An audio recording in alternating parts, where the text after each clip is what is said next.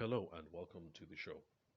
Today's session is going to be a summary of a project that I worked on recently with Avon Business Hub in Abuja. I'm not sure how the name is pronounced, but it's spelled Aivon. They are a tech hub based here in Abuja. They have outlets in Makudi, uh, Lagos, I think. I think Lagos as well. I'll have to confirm from them later. But I'm sure if you check their Instagram handle, you'll be able to get all the information you need if you're curious about this organization. And it's one of the few tech hubs that I run programs with from time to time here in Abuja. So this particular session was delivered on the 9th of September 2022 and was the NEST project, the business development session. Nest spelled Nest. If you check the Instagram handle, I'm sure you'll get more information about that, as well as opportunities to pre-register for not only future versions of this event, but other projects that they might be working on from time to time. Now, before I continue, I'd like to apologize for um, the sniffles, and hopefully, I'm not going to cough during this recording, and that's because the cold that I had at the last recording is still here, and I'm still resisting the urge to go to the hospital. So I'm behaving like most of you. Um, I'm behaving like the typical average Nigerian. So I'm just engaging in drug abuse. So cough syrup, vitamins, what else? The typical stuff. And yeah, hopefully that's going to work. And I'm not going to make the situation any worse than it already is. So back to the focus of the session. So today is going to be a recap session about this project, the NEST project, the business development session that we had with Avon Tech Hub in Abuja. Now, the focus of the session was supposed to be not just on sales and business development, but also to look into stakeholder management, or at least from some of the publicity that we put out before the session happened. Also, the session was going to have some material, or rather a presentation also on what's it called? What's that thing called? The tools that you need when you're raising funds.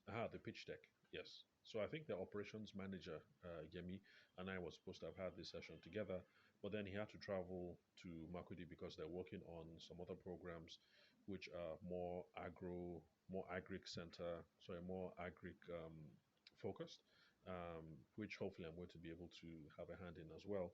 So if you happen to be around Makudi and environs, just check the Instagram handle and see if you're eligible to get involved in this as well. But either way, I'll be coming on after that program is done just to make a summary of the good stuff that we discussed over there as well.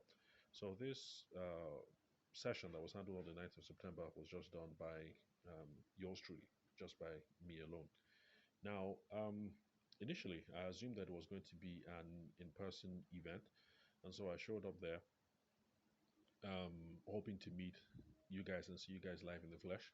That's for I think we had a cohort of maybe about 30 people that attended. At some point, I lost track of how many people were in the session because it turned out to be was it Zoom?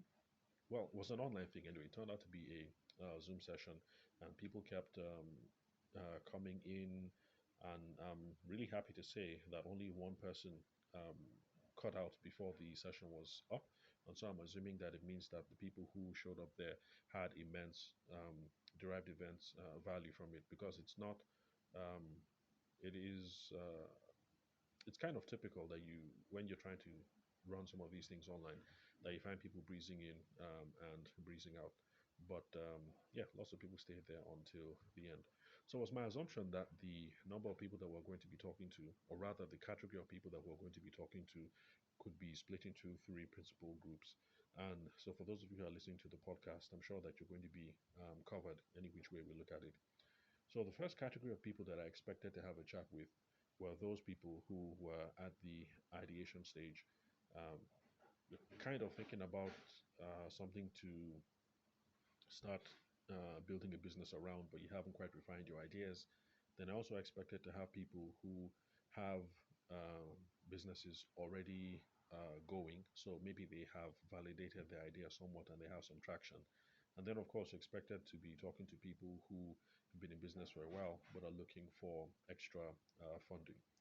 But then, as I got to know the people who were live on the session, it seems that most of us were already in business, nobody at the ideation stage. So we had people running businesses between anything from 2 to 10 years.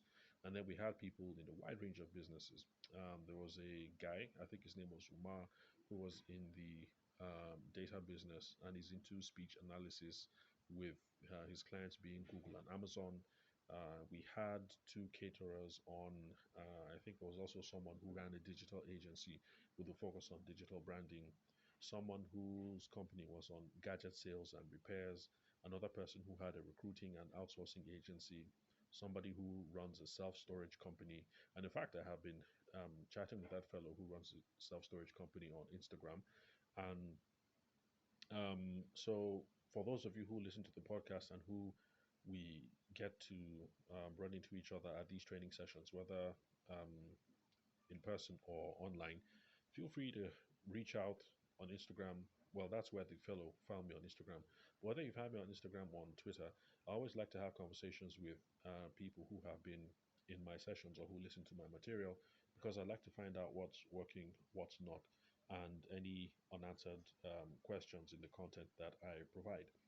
So apart from self storage, there was also someone in the SaaS space, that software as a service, but we didn't get into detail on that. And then somebody who is in legal services, the person who's in legal services had been in legal for 4 years. So if I remember correctly, those are some of the people that we happen to have on the session. But like I said, we had, um, I think, close to 30 cohorts. I kind of lost track at about 24 because I tried engaging everyone, saying hello to everyone as people popped in. So I think I lost track at about 24. So definitely, there must have been a whole lot more businesses, people with other businesses there. But I stopped asking questions about what kind of businesses people were involved in because I figured that from what we gathered here, we had more than enough to get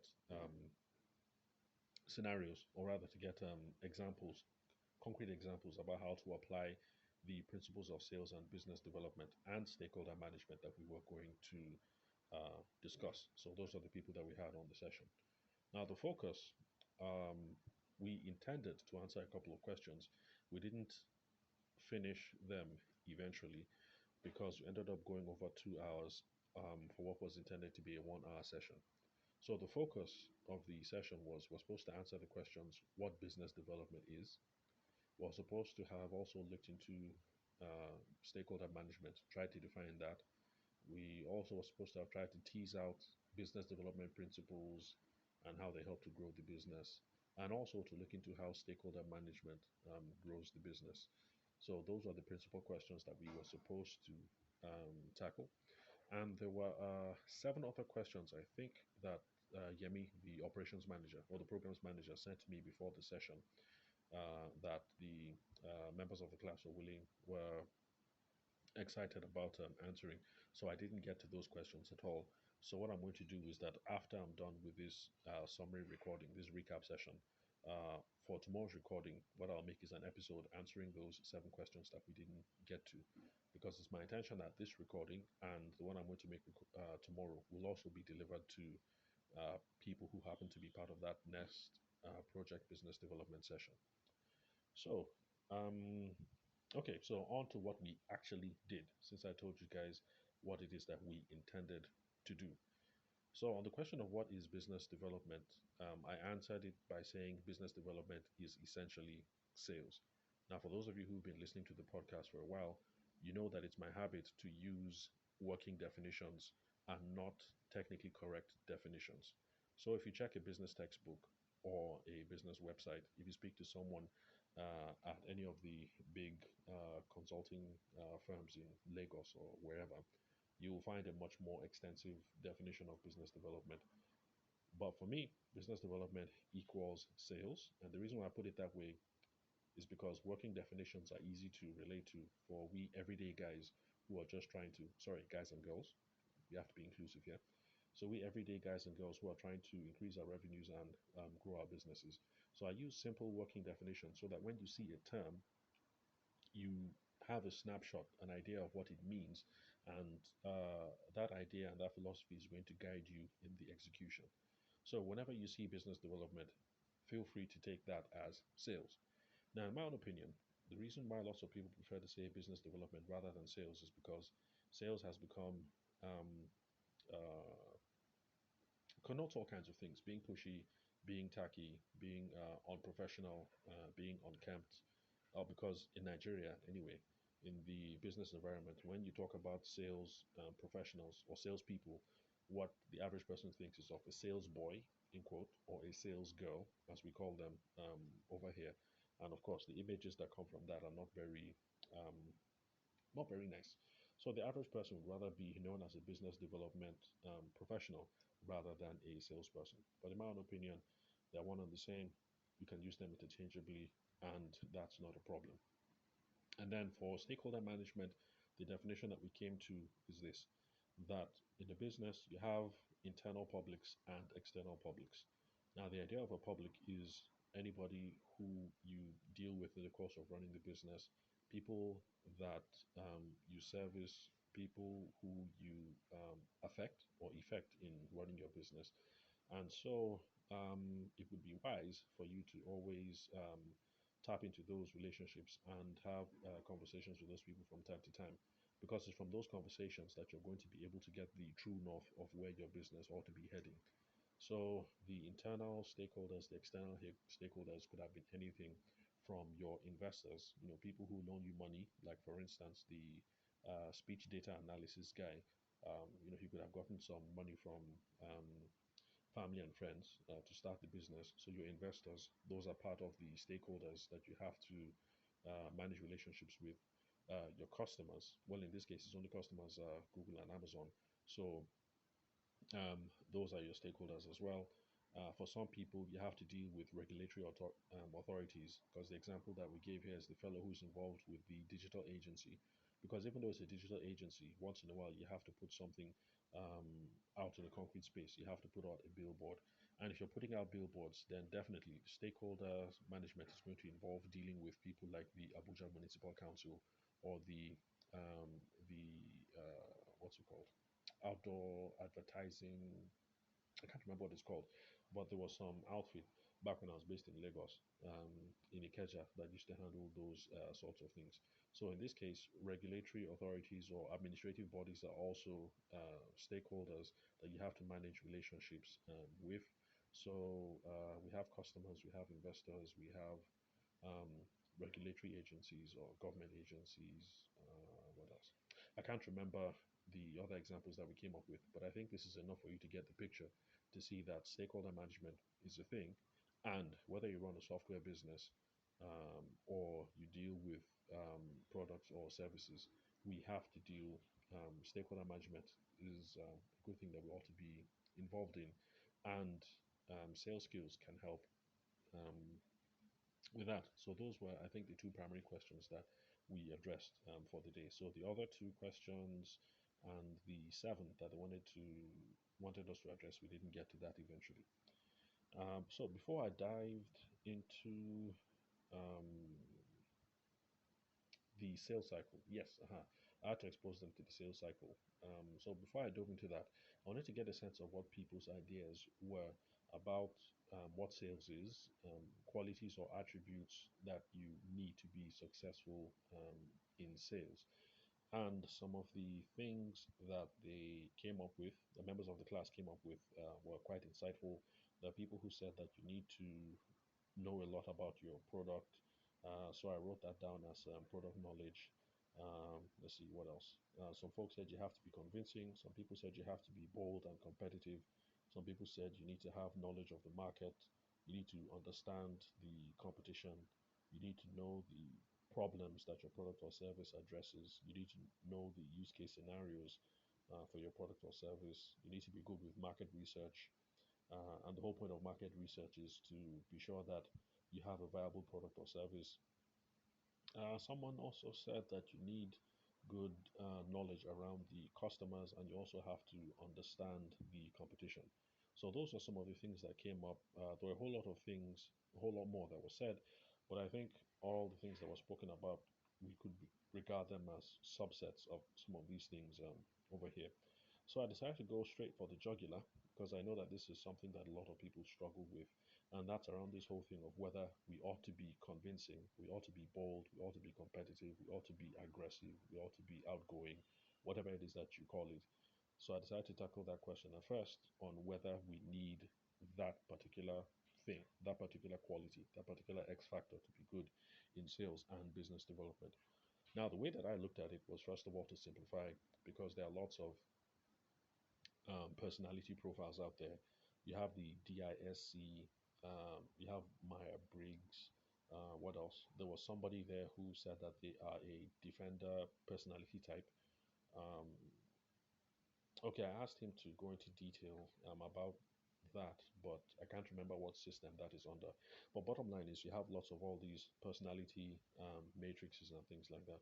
And at the end of the day, it can all seem a little bit much and very confusing.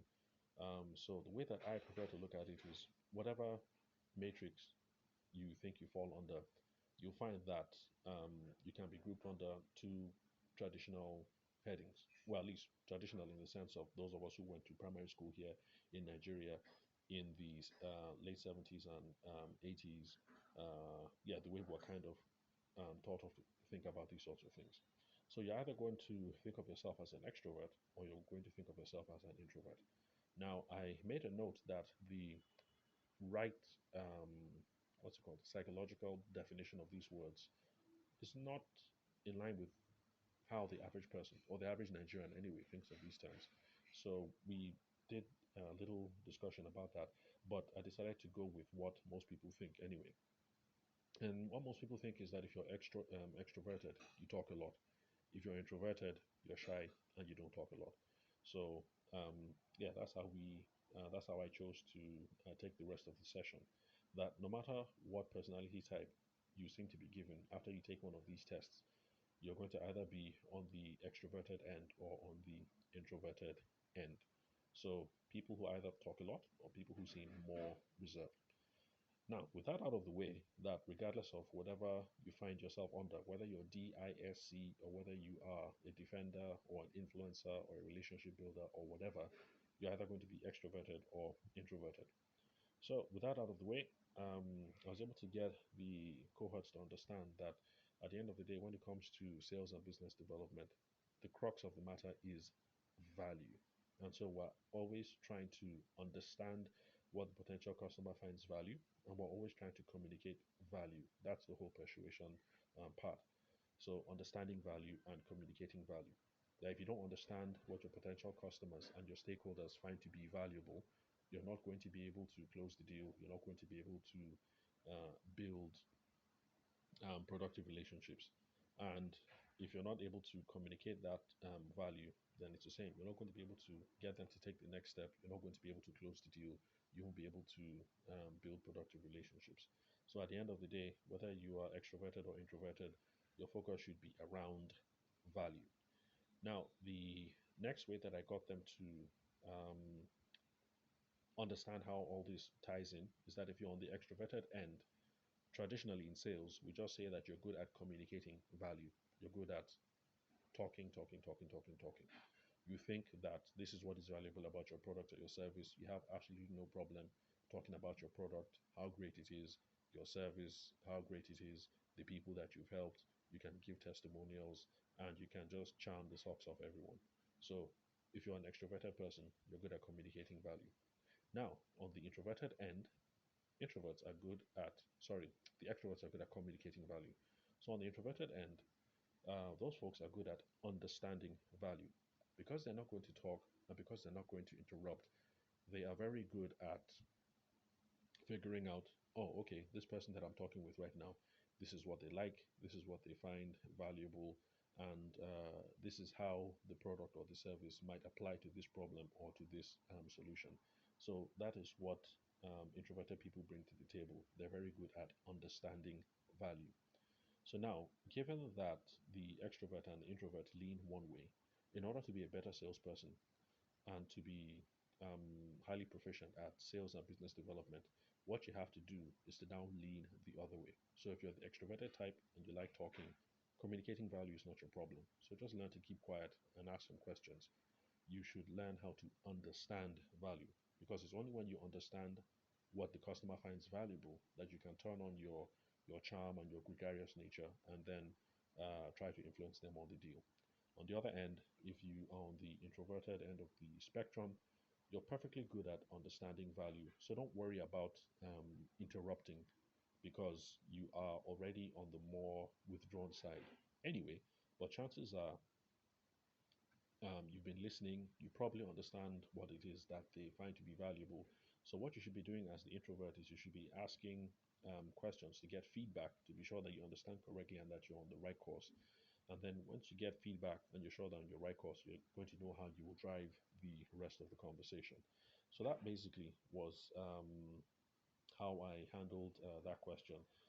So you don't have to be convincing, you don't have to be bold, you don't have to be competitive, you don't have to be gregarious, you don't have to be the talk of the party, the life of the party. You can start from wherever you are, whether you're extroverted or introverted. You can sell, you can be good at business development, and traditional sales theory can help you to be better. So you don't need to be anything on the personality front. You just need to start from where you are and realize that where you are, you're already starting with a unique set of advantages or disadvantages. And so we just have to learn how to combine both. So instead of thinking in terms of I'm an extrovert, I'm an introvert, I'm a defender, I'm an influencer, I'm a relationship builder, I'm a blah blah blah. Just think in terms of do I know how to understand value, or do I know how to communicate value? And then start from where you are, lean the other way, and you'll be fine. So you don't need any specific parts of um, personality attributes or quality attributes to be good at sales.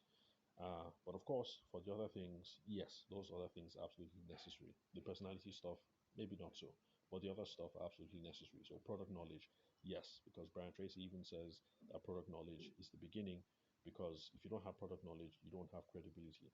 So, like I pointed out, the guy who's into speech data analysis, if you're talking about speech data analysis and you don't know anything about doing field work, collecting data, analyzing data, coding, what else? Building process machines that have to process all that. I'm not sure what's all involved in speech analysis, so I'm just coming up with things on the fly. So if you're a professional in this space, forgive me if I say anything that is off kilter. I'm just freestyling. So if you don't know any of that and you're trying to convince someone to go ahead with your startup, then you're going to come across as a fraud, because I can't be involved in speech analysis and, for instance, not know that right now in the field of speech analysis, the primary software that they use is, ABC or 123, or these are the groundbreaking approaches that other companies are using, and stuff like that. So product knowledge is key. Without product knowledge, you are not going to be thought of as a competent professional. It's like hiring a wedding photographer who seems to be fumbling around on the camera. It's going to be really nerve wracking for you if you're the bride or the groom or the person taking the portrait. If the person just seems to be fumbling around, he doesn't know anything about his equipment and how to use the camera. So product knowledge, yes, we absolutely need that. Market knowledge, yep, we need that. Let's see, what else? Understanding the competition, yes, we need that. But I gave a caveat there that all these outward facing focuses are good, but we should be tampering it with the with the data that we get from our potential customers. So it's nice to know what the competition is doing, but how your customers um, relate to your product or service, and the value that they find is the key thing that you'll be using to direct your business. So that was just the caveat that I gave, and I think that's how we dealt with the um, with that with those first sets of questions around the qualities and attributes that are needed to be, excuse me, to be good at sales. Now, if this is your first time of listening to the show, from the examples that we've run through so far, the kinds of businesses that people had over there at the session and some of the qualities that we have looked at so far, I'm sure you can see that anybody can be good at sales or business development. It doesn't matter whether you're doing a product or service, because we had gadget repair folks over there on the panel, or whether you're doing services like legal or services like speech analysis. All these things that we've talking about so far, product knowledge, understanding value, communicating value, customer knowledge, they're just simple conversational skills that can be learned by anyone. They're simple, they're conversational. You don't have to go to school to learn them, so long as you can find good materials and a competent professional to guide you through when you're learning all these things. So anybody can be good at selling. So let's see what else. Okay, then after that, we moved through the traditional sales cycle, because the problem that a lot of folks have is that they try to engage in sales or business development without, and they seem to be freestyling throughout the whole process. They don't realize that there are frameworks that can help you to be effective and to help guide your efforts. So traditionally speaking, there's something called the sales cycle, and the sales cycle is what happens from when you start the conversation with a potential customer all through to the end when you get a referral from them. So I simplified the traditional sales cycle because there are a whole lot more steps or sub steps rather, but I just tried to keep it basic so that we could remember. So I walked them through what the traditional sales cycle is. For those of you who are long-term listeners of the show, you already know what that is. But for the newbies and for those people who are the next business development session, let's repeat, um, let's rehash what they are. So the first stage is prospecting, and prospecting is answering the question. Um, Prospecting is just looking for people to talk to. So that's prospecting. So no matter what you do, whether you're a lawyer or you sell and repair mobile phones, you need to be looking for people to talk to. After that, it's qualification. Qualification just means, am I talking to the right person? Because if I'm speaking to the wrong person, then it doesn't matter how much understanding value or communicating value I do, I'm just wasting my time. So if I'm in the gadget sales and repair business and I'm talking to someone, but the person wants to fix, let's see, the person wants to fix the sat nav on his car, for instance, it's possible that that's not something I provide. So in that case, I am not speaking to the right person. It doesn't matter how much, doesn't matter how much, how charming that I am. At the end of the day, they have a problem that I can't fix or is not my specialty. So I have to be sure that I'm speaking to the right people. The next stage is proposal, and that is when you give them a proposal or you make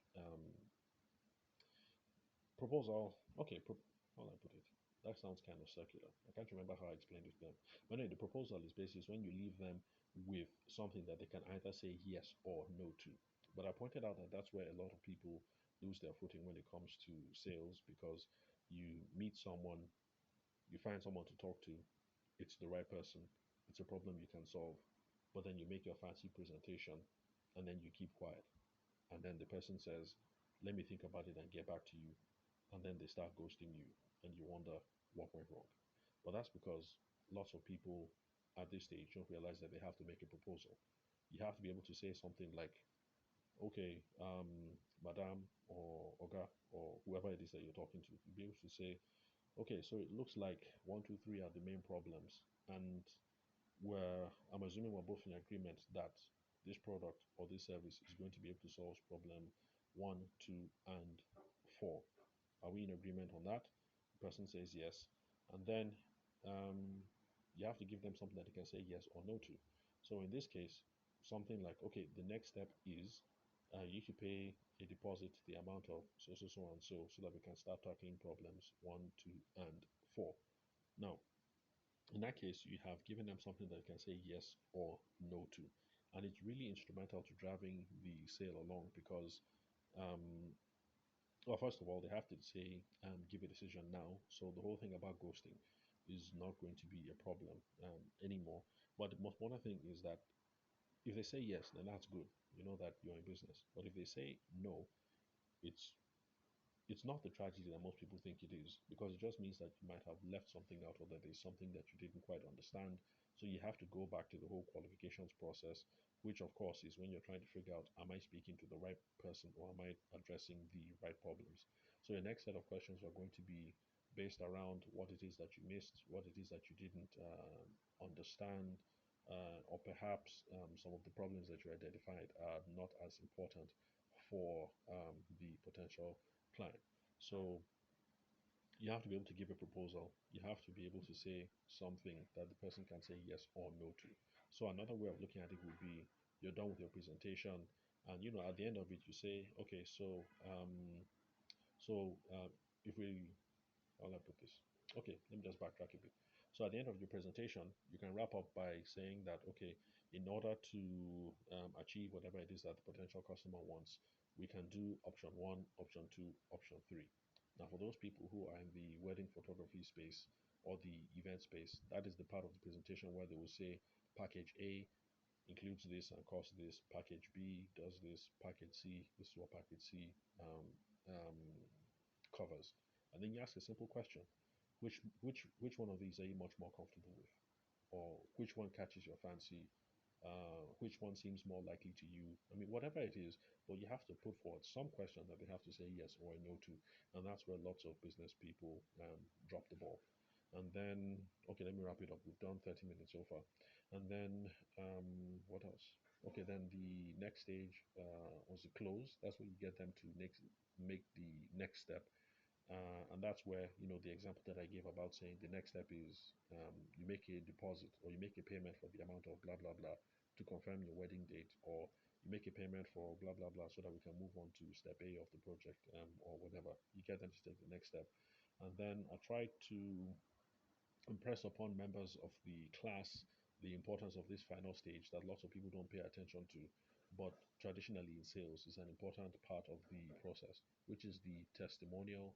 You get a testimonial from the client, you try and get repeat business from them, you try and get referrals, because the idea is to maximize customer lifetime value, because it's hard talking to strangers, looking for people to talk to, making sure that we understand the problem, and then executing on that. So for people in the wedding and the event space, I mean, for photographers, it's hard shooting weddings, or it's hard planning weddings. And for those of, I'm sure for Umar, and that's the data guy, the speech analysis guy, going into the field, talking to people, interviewing people, collecting voice samples. I mean, all of that is really, really hard work. So, because of the hard work that is involved in selling and in doing customer fulfillment, that is delivering on your promise, the goal of a salesperson actually is not to increase the amount of work that he's doing, but rather to reduce it. So that's why getting testimonials, repeat business, and referrals is absolutely essential, because we want to limit how many people that we have to chase down at the end of the day. So if we have a happy customer now, and we're able to get that customer to come back and do business with us later on, and to bring other people like them to do business with us in the future, then it's going to make our lives a whole lot easier. And so that's the importance of those later stages. Well, we've gone past 30 minutes, and so I'm not going to go into any more detail there. But in summary, those are the things that we ended up discussing at the next project, the business development session. Remember, Nest is NEST. As for those of you who are going to Google them, or to check the Instagram handle, and the tech hub's name is Aiivon. That is AIIVON. So check them out on Instagram. They're fairly active there. Details of the program will still be up on some of the posts, and you can hit them up in their chat box. They Tosin, and I can't remember if it's Tosin or Toyin, but some of the people who helped administer this session with me while I was at their offices, they're really engaging and really helpful. So if you guys have any questions, just hit them up, and they'll be sure to help you out in any way that they can.